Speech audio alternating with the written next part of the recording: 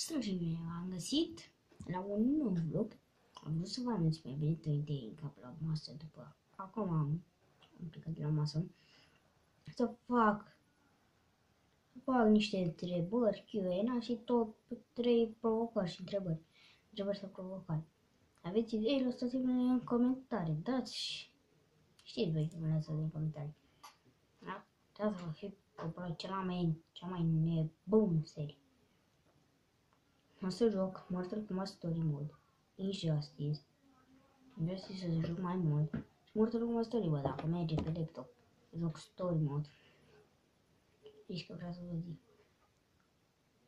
Și la școală, deci ce să fac, dar luni o să fiu acolo și o să fac un vlog cu toți prietenii mei. Eu cu 20 de prieteni. Total asta, 26. Cu mine. Așa. Cu prietenii mei preferați. Mergem așa în afară în vlog. Minecraft.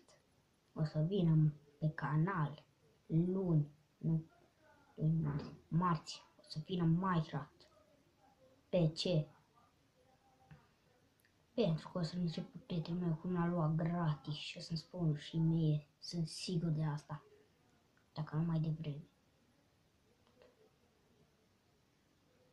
Da. O să fac cont, o să pun skin. Și dacă vă place poza care am pus-o, comentați și voi despre ea. M-am chinuit o sumă.